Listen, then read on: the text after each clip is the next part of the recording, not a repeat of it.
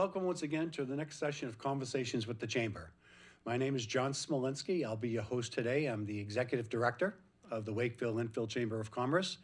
And alongside here with me as co-host is our Executive Assistant, Carly Fortier.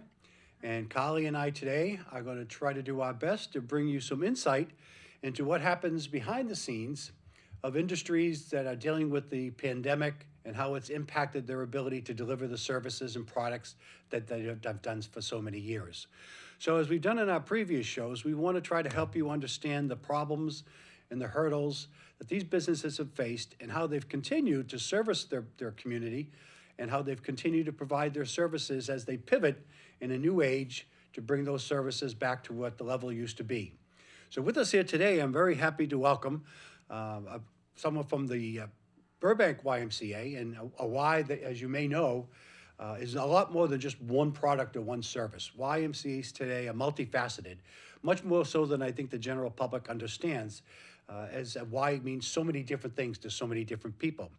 With us today from the Burbank Y, we have John Feudo, who's the Executive Director, and MaryAnn Hanafin. And MaryAnn, I forgot to ask your title, so I'm sorry. But I'll let John take care of that in a second. So please help us welcome John and MaryAnn to today's show.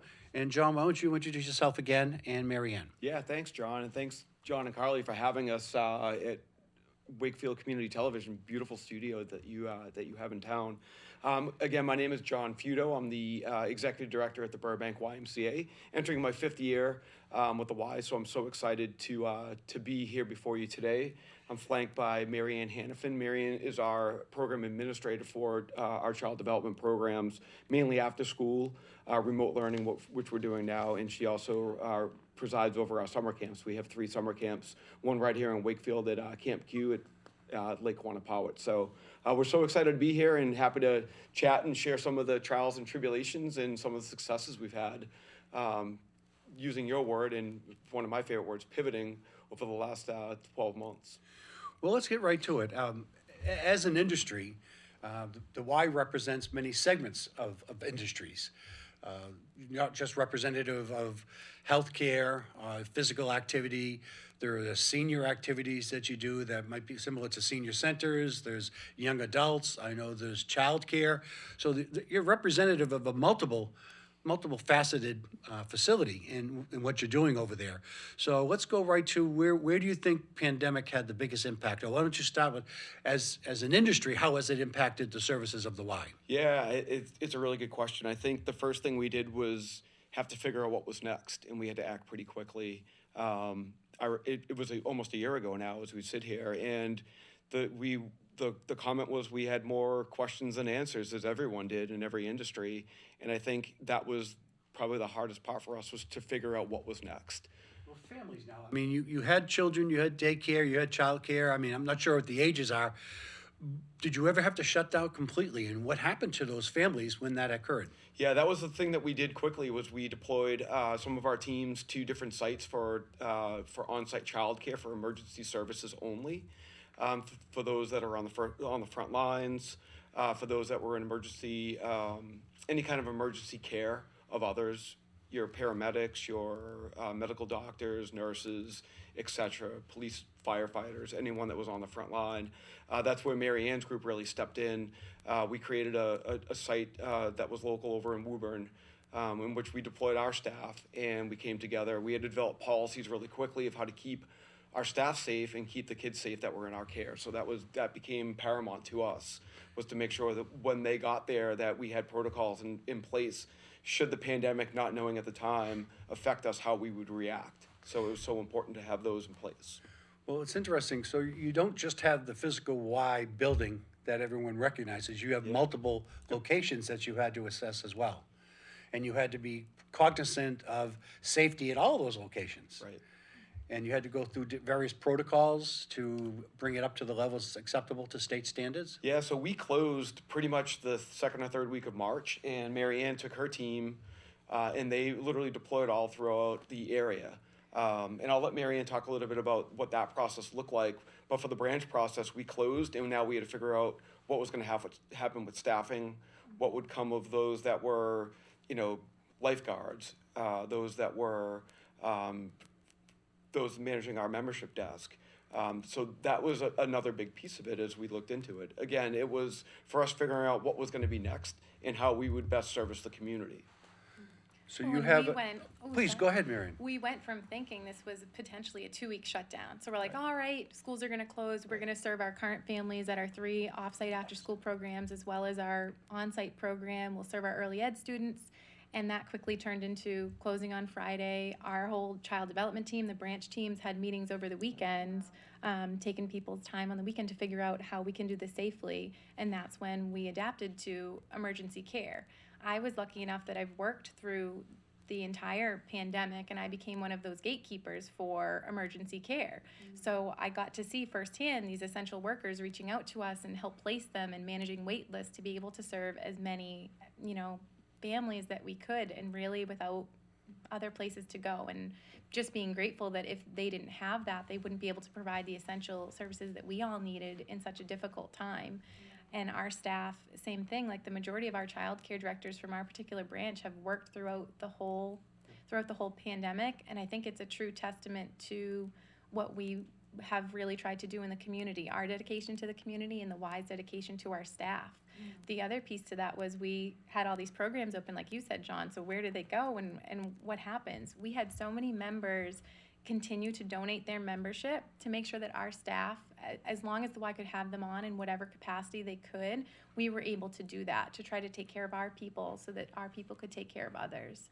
So it was a crazy time that a lot of amazing work came out of. Wow, that's great. So you do offer, and you have in the past offered a ton of different services for children. Aside from the child care aspect, I know my son had done the basketball program, and so those obviously had to come to a halt because there were so many different restrictions, and obviously at the beginning of this. So when you did eventually open back up, because I know you did, and I know that the pool is open and all of that, how have you had to pivot, and how have you had to, have you had to adjust a ton? Do these programs look completely different, and how are you doing that? Yeah, I would say that's been one of the biggest challenges is rethinking and reimagining how we were going to do everything from having people come into our doors to how they're going to sort of navigate the branch, how they would actually pick equipment to use or a lap lane or sign up for a class, like how that would all play out. So we came back and sort of opened the door slowly in June into July, where programs sort of got back underway, but we weren't really 100%.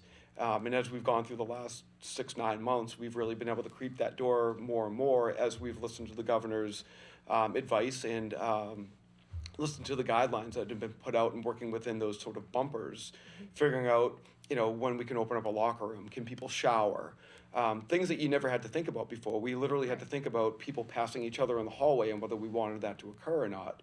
These are things that every business has had to think about. I was in a local bank last week and I saw the same thing. They had a very defined way that people were supposed to come in and exit their facility, and we've had to do the same. So getting kids out of the pool for a swim lesson isn't just everyone gets out of the pool anymore. Now they're literally having to think about the order in which they're getting dressed, which stall they're going to use, what we're going to do to clean that stall after they've been in it, and how they exit the building. So that, to me, has been one of the biggest challenges for us, is sort of figuring out things that we used to think about traffic flow as far as people pulling in our parking lot, but never, ever, ever, coming in and out of a door and foot traffic. Like, it was just so, it was so large scale to think about. And have you offered, are you, like you said, you're slowly opening those doors for the children. Are you offering these programs again slowly, and just adjusting as it goes? I would say we're pretty close to 100% back to what we were doing. Okay. Now, the form that you're seeing some of that program being offered is a little bit different, some stuff virtual. We've certainly got into that and moved into that virtual market or sphere, if you will. Where people are more comfortable doing a class online. We're actually offering a youth basketball program through the Celtics that is a hybrid class, so they're in our gymnasium one day a week, but they're also online every other week.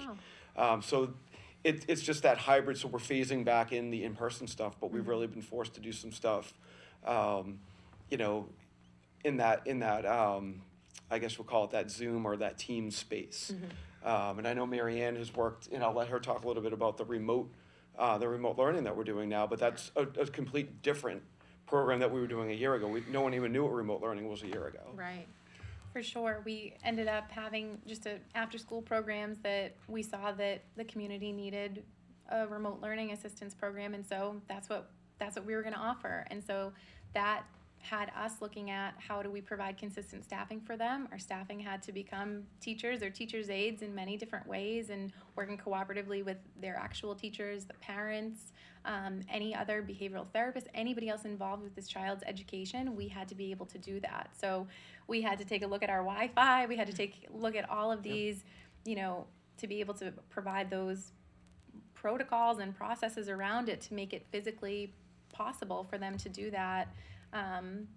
And just make sure we have the support there, and who do we go to if we need that support around the students. So it's been different. It's something we never really expected to do, Right. but we have been able to have a lot of great moments with these kids, and it's bittersweet. Now we're looking at the end of it as we're looking ahead, so it's a Right. little bit bittersweet that we've had these built relationships with them, and now they'll go back to school, and thinking about how that impacts kids too. That change, even though it is so positive, can be really hard on them.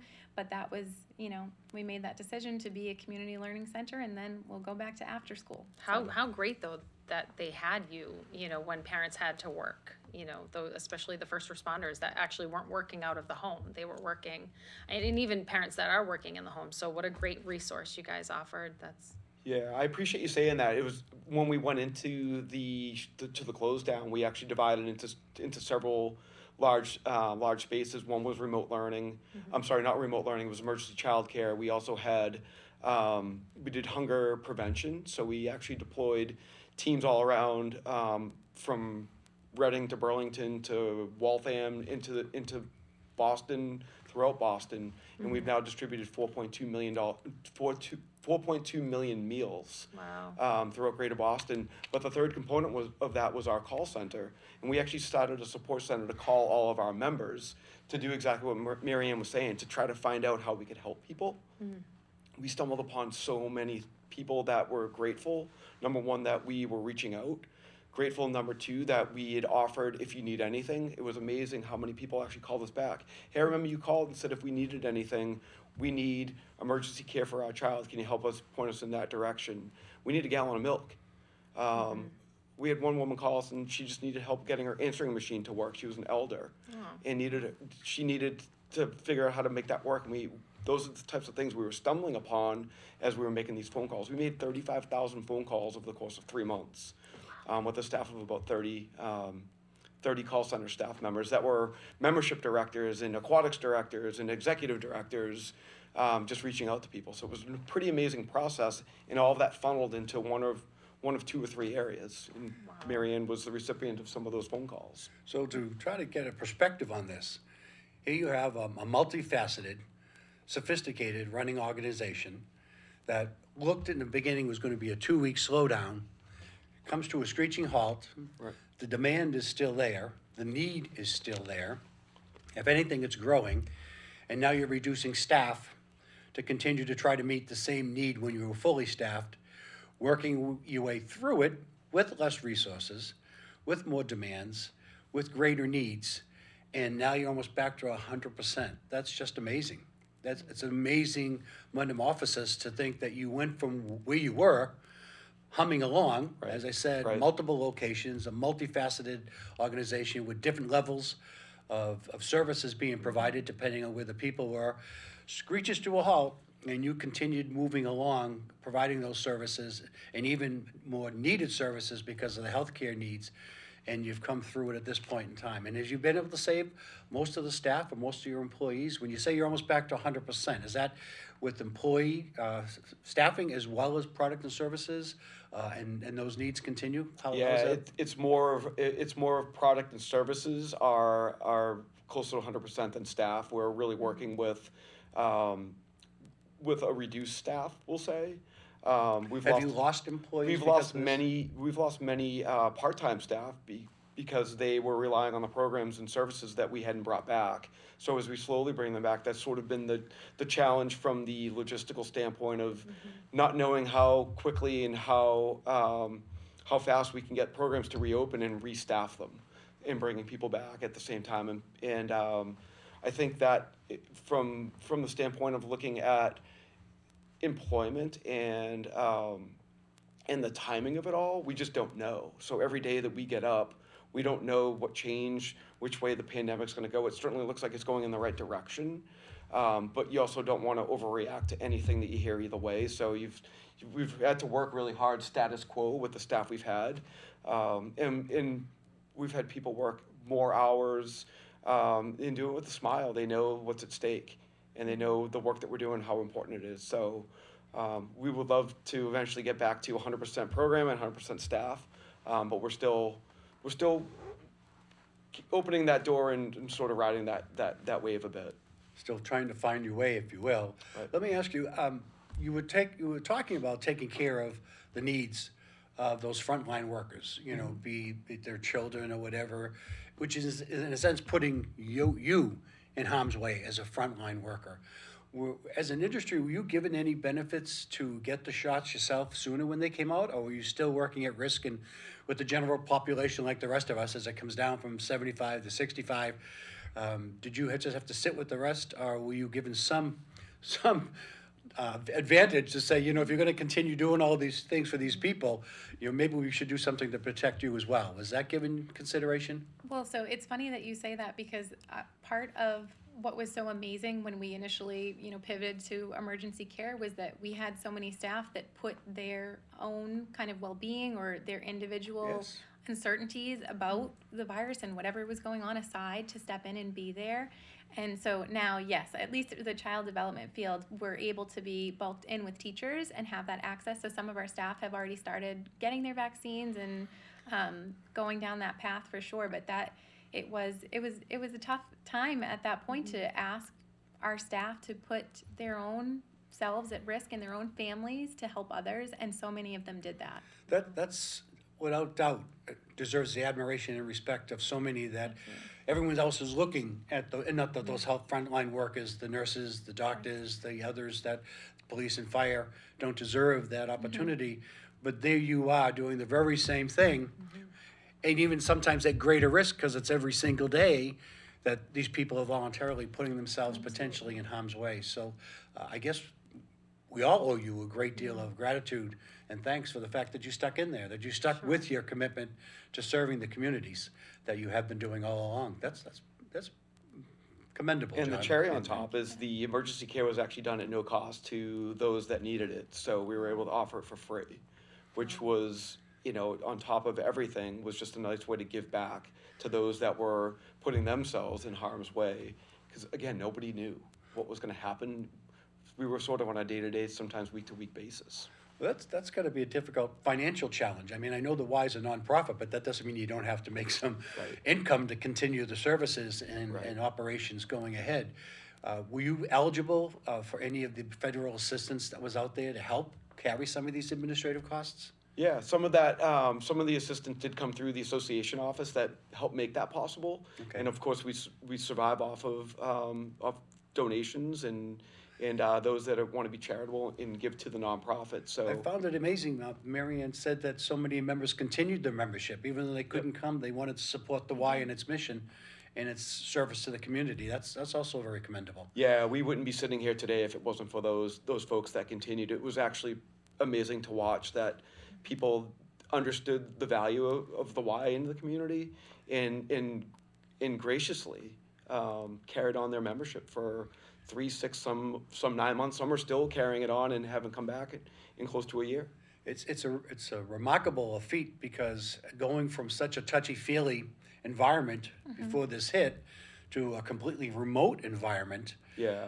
now having it to come back again, that's a great deal of faith being put in you and yourself and the staff, that they feel comfortable and trusting enough to say, that's not just another gym on the street corner. That's not just another facility to get my yoga in or my dance in or swim in. This is an organization that believes in us and is willing to serve us and put their money where their mouth is by staying open and serving us there. So the fact that they're coming back is a tribute to you, John, and the staff, from what I can see, from what you've shared with us today. Yeah, I'd say we're pretty proud of the work that we've done. I think the the Y in itself, we really try to position ourselves in the community as for whatever's needed. So when the pandemic hit, we just dropped what we were doing and we had to just understand what was needed. And we continue to do that, is just look for gaps in service and ways that we can really help. So as you're continuing to move forward, what trends or changes or pivots are you making to meet the needs moving forward? You're coming out of it a bit now, hopefully, we're coming out of it a bit. Yeah. Have you changed much about your perception of how daily operations are going to be going forward versus where they were? Yeah, I'll speak to the branch part of that. We were actually en route of doing, having a virtual or having a mobile app available before the pandemic even hit. This just expedited that whole process. But you look at some of the mobile options now with the Pelotons and the Nordic Tracks and the mirrors. There's all these products out there that allow you to do home gym and home workouts. So we've added that as a component, but we really believe that people will want to work out around people and be back around people eventually. So we have that option, and it will interface well with what we're doing in branch. So we have what we call the YMCA Go app now that's available for you to download as part of the service that we provide. So those that aren't comfortable leaving their homes or don't have time to leave their homes can actually jump online. So we found ourselves in that market, and that's a new space for us over the past year. And capacity limits, MaryAnn had mentioned something about being the gatekeeper, I believe. Do you have to monitor how many people are actually in the building at any one time or any one part of the building? How's that affecting daily operations? Well, I'll speak a little bit to just the childcare programming piece of it, because when we look at, after we did emergency care, then obviously we're the Y, so we know how important camp is. So last summer, we made the decision we were going to run camps, and we ran them at reduced capacities. We implemented safety protocols that we had been using in emergency care that we knew were successful, and to be able to open that up for families to come. So my role actually adapted a little bit last summer, where I became indirect service as a camp director, and I hadn't done that in a few years. But I can say that my biggest takeaway was that despite the physical distancing and the reduced capacities, the most important piece was that those kids were together. So even if they had to wear masks, at least they had that social interaction. So now, to your point of now, what does it look like going forward? We have this coming summer. We've been able to open up capacities a bit. We've had to monitor how many we have on a bus and make sure that we're following guidelines from the Department of Health and the CDC and all of those places. So we definitely are cautious and careful as we go into it, but each step that we're able to open up a bit more is a good step in the right direction, and we're able to serve more. All of our after-school programs have capacities through the state because we're licensed by the Department of Early Education and Care. So as we started, it was maybe a 1-to-10 ratio, and then we've moved to 1-to-13, and now as students go back to school, we're able to serve more students in after school. So we still have all of our safety protocols in place. We take temperatures. We have a pre-screening that all families and staff, fill out. We do safety checks throughout the day to make sure that we're cleaning appropriately, and how are we on PPE? Do we need more? What do we need to do there? So we definitely monitor those things, but right now it's going in a good direction. Great. Well, as I mentioned a moment ago, it truly is a testament, and I won't mention them by name, but I can think of a number of other industries, competitors of yours, that have long since closed because the membership deserted them. There wasn't that loyalty, there wasn't that sense of commitment, and they're all around us. Vacant facilities, vacant workout areas, or gyms, and as I said, I'm not going to name them, but I think we know who they are, having been in the industry. That it's really a testament to the good work that you've done and the goodwill that you planted the seeds early on that it carried you through. And I think that's one of the things that maybe with some of those places not reopening might help you get a jump start coming out the other side, because you're going to be there and someone else isn't. Do you have something you could share with us visually about what's going on over at the Y, John? Yeah, sure. I'd love to walk you through some quick slides if that'd be okay. Sure, that'd be great. So if you've traveled to our website, you'll see that we have a multitude of programs still happening. So our mantra is here for you wherever you are, and mentioned that we've gone virtual. So if you can't get to the branch and you still wanted to work out, you still can you can still get online and find our amazing amount of classes. Are these separate classes, or is this they're teaching in the class and it's you're seeing what's happening inside the Good class? question, Carly. So this is actually separate classes that are built completely for our online platform. Okay, wow. And the beauty of it all is the production values are terrific. It's something similar to what you're going to see from community television, maybe even a higher standard. It feels warm, it feels welcoming, and it's actually interactive. So if they see you log on, you can actually communicate with the instructor when you're in the live classes. If you choose not to do a live class, you can actually jump on later when it fits your schedule, and you can actually do the workout. But those are always traversing, so it's always fresh content. Just a quick overview of some of the great things that we've done since the pandemic started. This is an overview of 2020. We've delivered 175,000 bags of groceries. We mentioned we did the 4.2 million meals. We had 70 hunger prevention sites throughout Greater Boston. We had 71,000 views of that site that I mentioned online for fitness. So where we were able to really help folks that were cooped up and stuck in their homes is they could turn to their computer and jump on. And there was some kind of a virtual activity. We did Campish this summer, which was a virtual summer camp that kids could participate in for those that were afraid to go back to summer camp or that didn't have means to get to camp. So I feel like we did a really good job finding ways to connect ourselves with those that were maybe uncomfortable leaving their home and hadn't reached that point that they were ready to come back out. We have reopened camp. We're about 80% full, MaryAnn. Mm-hmm. So we're starting to fill up, which tells us a good sign that people are ready to come back. It's a safe space for kids. We really feel like this is the time that kids need camp more than ever. They've been in their houses, they've been stuck, and now they have a chance to go back and be outdoors, be with their friends, socialize. And that's so important. And I think not having it in full capacity last year and bringing it back this summer is going to truly be for that group of kids an opportunity for them to reconnect, revitalize, and just feel normal again. So I always love this picture. I always bring it up. This is actually on the inside of our shed at our Camp Wakanda site, and it says, "How lucky am I to have something that makes saying goodbye so hard?" And the kids truly love camp, and that's the opportunity for them to come back and revisit this place after a year. And then these are the programs we talked about earlier. We have our group exercise program. We're running almost 30 classes a week, down from 75, but we're eking our way back up, and we're trying to add things back in as members start to come back. But personal training is back. We're running a swim team of 90 to 100 kids. Called the Boston Bluefins out of the Burbank Y. These are kids from Reading, Wakefield, North Reading. They're all from surrounding communities. Our water fitness program is excellent. We're running 10 classes a week in our water fitness program. So there's really something for everybody in the branch at this point. And one of the things I always love to mention is we're still offering our cancer survivorship programs under specialty health.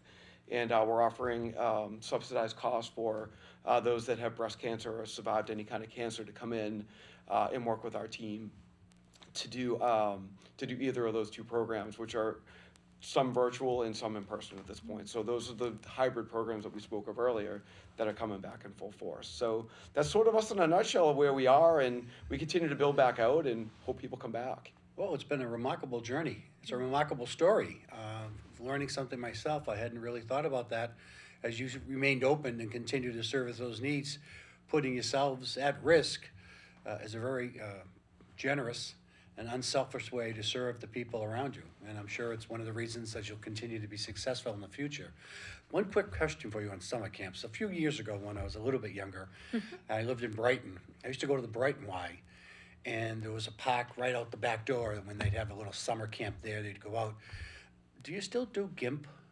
Oh, yeah. Always. Well, it's so GIMP funny. was you didn't have summer camp without GIMP. I mean, Yeah. Well, and you made little beads on the end, and I was a lot more proficient with it back then, but that's one of my memories from a Y summer camp was GIMP.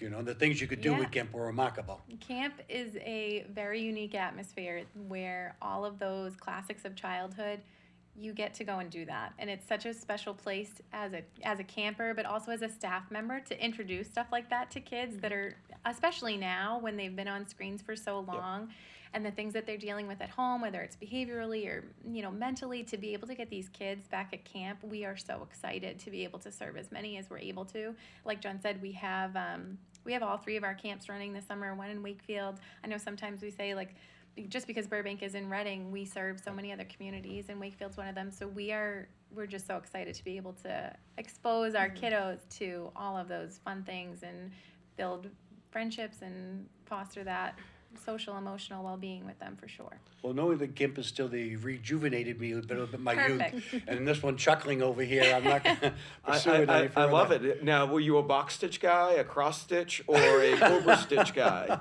With fingers like these, I just did whatever I could. I tell you what, if you come over, we will. Could you give me I need a refresher. We could Yeah, do I a need little a refresher refresher. on GIMP I think for you. I would enjoy Yeah. that. I would It's enjoy that. but that's what's great. See how you remembered that, and I think that's one of the great things about summer camp is kids. These are lasting impressions. They make lasting relationships, and you really can't replicate that any other way but doing it the way we do it in person. It was a safe haven for me in my Yeah. youth, growing up Yep. in the inner city. So Yep. it hasn't changed Mine much too. at all. Yeah. I want to thank you, Carly. Would you like to ask anything else before we move on? I mean, they covered everything. You told us what was coming up, and I think it is really important that you're bringing up, summer camps. I think that those will be a godsend for a lot of these kids who have been cooped up and unable to really be with their peers. So I think it's really exciting that this is where we're moving. And yeah, I think it's when does summer camp start right when school ends, or how does that yes. mean, day after? Oh, yes. Yep, it's We have- launched. We have No no breaks. break in between. No We go rest right for the in- weary. Right. We go right into camp, and then at the end of camp, we go right back into after school. So Wow. Yeah. as school ends for the different towns, we open up that week of, I think it's June 17th is the first week where we'll start to have campers. And will you still offer just when people are going back to school full time, there are still some people that may not be comfortable, but maybe they're comfortable with your program. Are you still offering the remote for kids that are remote but decide not to go into school if they've been comfortable with you? Or is that going to end when April 5th and April 28th? I think it's to be determined. Yes, for the most part, everybody is going back to school. So we had one classroom this year of fully remote learners. The rest were kind of a mix of either cohort weeks or hybrid. So if there is a need, then we will definitely serve them. But otherwise, we'll go to after school or whatever we need to do. Good. Well, John, MaryAnn, thank you both so very much. Thank you, John and guys. MaryAnn from the Burbank Y, serving the greater communities around Lynnfield, Wakefield, Woburn, Burlington. Did I leave a town out? If I have, my apologies to that community. We want to thank you both for joining us this morning. We want to thank you for tuning in and watching Conversations with the Chamber. Hopefully you'll enjoy the program, and if you have comments or suggestions for future program content, please let us know. With that, thank you all very much, and have a good day.